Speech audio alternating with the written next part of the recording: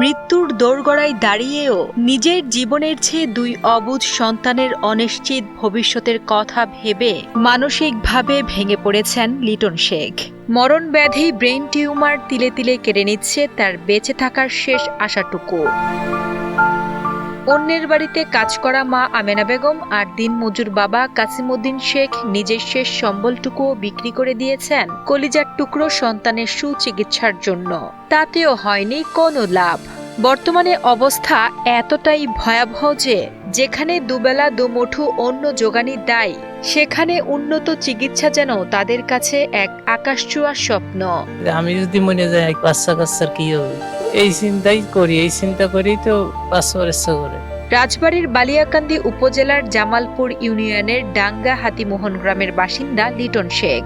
মাত্র 1 বছর আগেও সুস্থ স্বাভাবিক জীবন ছিল তার, কিন্তু হঠাৎ অসুস্থ হলে চিকিৎসকের শরণাপন্ন হওয়ার পর পরীক্ষা নিরীক্ষায় ধরা পড়ে মরণ ব্যাধি ব্রেন টিউমার। এই সংবাদে হতদরিদ্র পরিবারটির মাথায় যেন আকাশ ভেঙে পড়ে।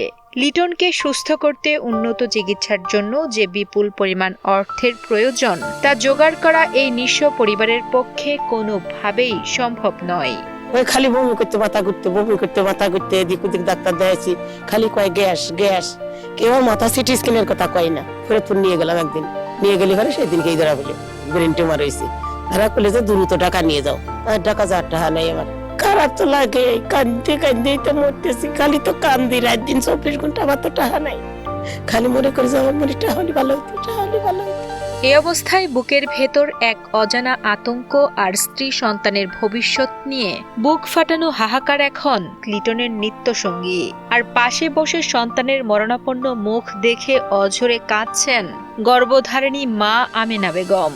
অর্থ নেই বলে কলিজার টুকরোকে সুচিকিৎসা দিতে না পারার যে তীব্র যন্ত্রণা তা কুড়ে কুড়ে খাচ্ছে এই অভাগী জননীকে। এ অবস্থায় লিটনকে বাঁচাতে সরকার সহ সমাজের বিত্তবানদের কাছে আর্থিক সহযোগিতার জন্য আবেদন জানান অভাগী মা ও প্রতিবেশীরা। টাকা পয়সা থাকলে মনে আমার আগেই ভালো হইতো, টাকা পয়সা নাই বলে তো কান্দি, মনির ভালো করতে পারলাম। আল্লাহর কাছে দোয়া চাই যে আল্লাহ আমার মনিরে ভালো করে দিও। একদম নিরীহ মানুষ, একদম অসহায়, ওর ঘর বাড়ি টাকা পয়সা কিছুই ঘর নাই, দুই নাই, এই ঘরের মধ্যে এক কোথায় এক কোনার মাথায়। অনেক টাকা পয়সা আমার এই বাগনে খুবই খরচ হয়েছে।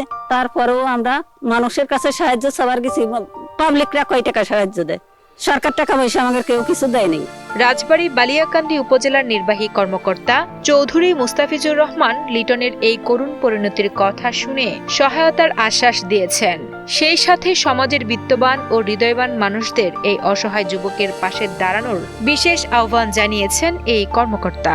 উনি যদি আমাদের কাছে আবেদন করে, আমরা সমাজসেবা কার্যালয়ের মাধ্যমে, আমরা জেলা প্রশাসক স্যারের মাধ্যমে এটা তার যে চিকিৎসা সহায়তা সেটি আমরা অনুমোদন করাতে পারবো।